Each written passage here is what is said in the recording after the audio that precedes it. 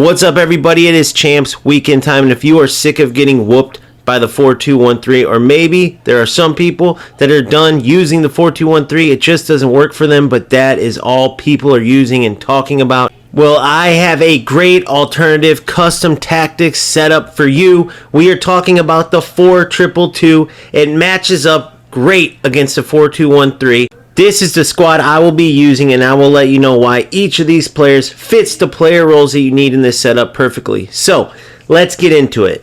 First, build-up style. We are going counter. The same thing I was using in the 4-2-1-3 and had great success with, as well as the 4-1-2-1-2 narrow. The reason why counter is the best build-up style for most all formations and setups, not everyone, but many of them, is because you get great attacking runs from your players as soon as you win the ball. Obviously, you can trigger runs forward and call players back to you manually, but those starting attacking runs you get and the counter build-up style are just too good. I strongly recommend you use this for the build-up style setting. Now, for the defensive approach, there is a glitch in the system. Right now, anything depth-wise between 50 and 69 is still 50.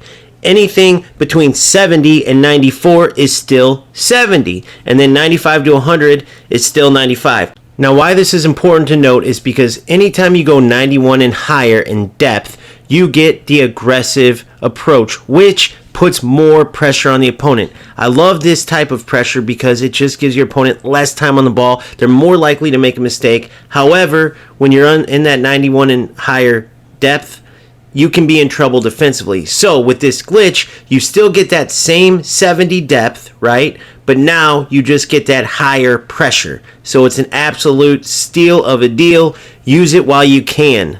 So we have counter and 91 depth, which is actually 70 as far as your defensive line, but you get that aggressive pressure.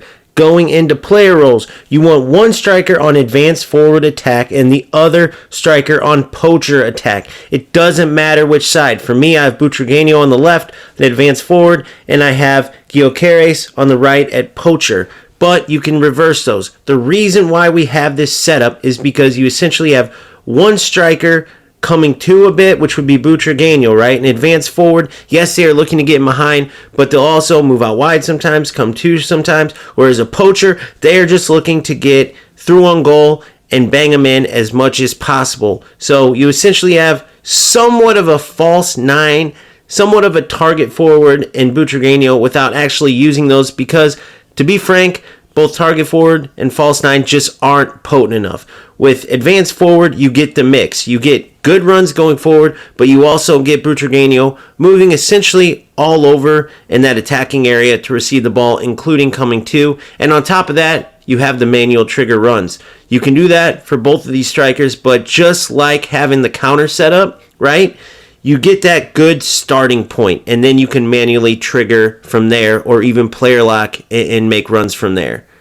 Now, moving on to your cams, it is the same thing. You have one on playmaker and roaming, and you have the other on shadow striker and attack. Depending on how you have your striker set up is how you will have these two set up, right? So on the side of your advanced forward, you want your shadow striker with attack. On the side of your poacher, you want your playmaker and roaming. So for example, I have Maradona in that cam playmaker role with roaming. Even though I have the winger version, every Maradona that we got, the free 77 version, came with the cam playmaker plus. Now, it would be better to have the plus, but Maradona is brilliant nonetheless. And he complements Gyökeres in that poacher role perfectly because Gyökeres will be looking to get in behind, get towards goal, and Maradona will slide in behind almost like a shadow striker sometimes, and other times he will be pushing out wide. Because he's in that roaming role, he will just be opening up into good spots to receive the ball. Now, on the other side, Neymar in the shadow striker attack role behind Butragueño in the advanced forward attack role will work perfectly as well because they will play off of each other, right? Neymar's looking to make runs in behind sometimes, but when Butragueño's showing two, Neymar might go wide. It's just good interchange with those two settings. So make sure you have your poacher on the side of your playmaker and your advanced forward on the side of your shadow striker. Now, a little side note, this attacking four is brilliant. You have the mix of your big, strong striker in Gyökeres, who's just a pure finisher, 5-star weak foot, he's good in the air. Then you have your little shifty striker in Butragueño that's just as good at finishing. And both Neymar and Maradona are among the best dribblers in the game and just fantastic. They both have that aura, and they both are just all-around excellent attacking players, whether it's passing, dribbling, shooting. It's just phenomenal to play with these two. And if you can't get them, this is the Maradona winger version, like I said earlier, playing with that one cam playmaker plus role that he has. The Neymar, it's a total rush version with an evolution. Any Neymar is going to be amazing.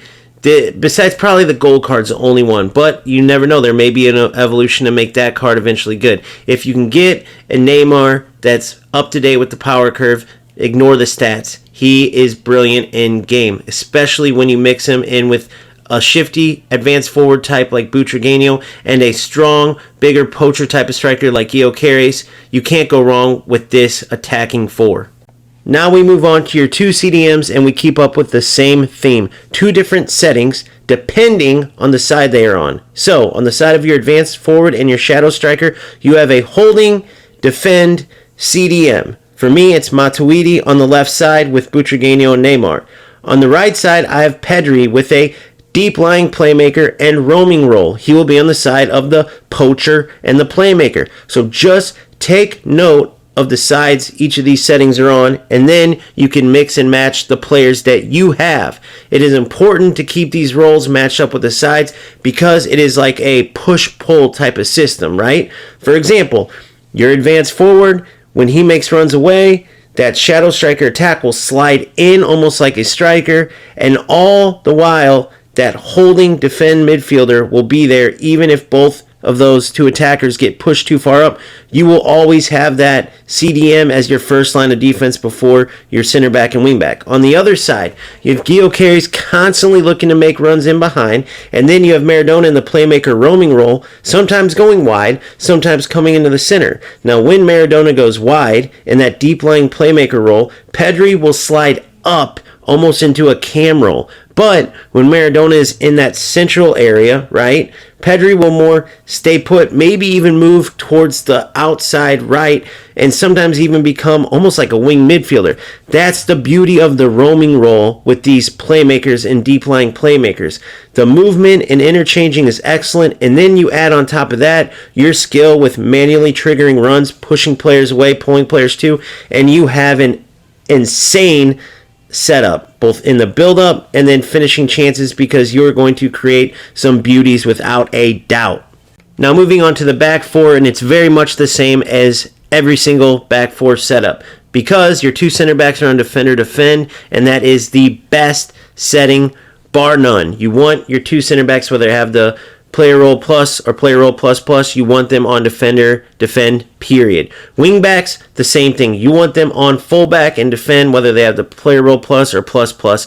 Obviously you prefer plus plus, but nonetheless you do not want to sacrifice having those settings. And then your goalkeeper, you want on sweeper keeper and build up, which is important in this meta because you are going to save yourself giving up goals if you get that goalkeeper off the line. And with sweeper keeper and build up, he has almost a jump start even without you manually pulling him up. I strongly suggest your back four and your goalkeeper memorize these settings because it will pretty much stay the same all the time. Maybe in the future, FC will add some different settings where we can mix and match it, but for the most part, this will be your setting for your back four and goalkeeper, and then the only change will be in the rest of your players. So, this is my custom tactics for the 4-2-2, a great way to counter the 4-2-1-3. It is much more dynamic. It is much more fun, in my opinion. I love the 4-2-1-3. Don't get me wrong. It is so powerful, but it is also boring. It's just straightforward. You're looking to win the ball, shoot it through the gaps to your wingers, and then either lay it to your strikers or curl it in. With the 4-2-2, it's almost like a mix and match. You never know. You might have Neymar making a through run as like a striker. You might have Butragueño moving out wide, then laying a ball across to Gyökeres, right? You might have Maradona on the wing serving in a cross or cutting in for a curler, or you might have him sitting in behind Gyökeres for a nice little rifle into the far post. Not to mention, you might have Gyökeres shooting through for a beast of a finish, either a power shot or maybe just a little tuck-in breakaway, as well as on corners or crosses. He is deadly in the air. Now, I want to also give you a little secret weapon for extra goals. For me, it's Cannavaro, which is crazy to think about. But on corner kicks, yes, little tiny Cannavaro, because he has acrobatic plus, he is insane on the bicycle kicks from the corners. Now, I also have Gyökeres, who again is insane on the bicycle kicks. Gyökeres, not much of a surprise that he's great on corners. He can also score them with headers. But that near post bicycle kick in particular is super OP. No, it's not an exploit where you can score it every time like the old days with like Van Dijk near post, right? But you can score a lot of goals if you have a player with acrobat, or especially with acrobatic plus. That near post bicycle kick, not header, bicycle kick, will get you a lot of extra goals. So that's a little bonus for you too. Good luck in champs and good luck beyond. Keep grinding, keep having fun, and I will see you on the next one. Peace!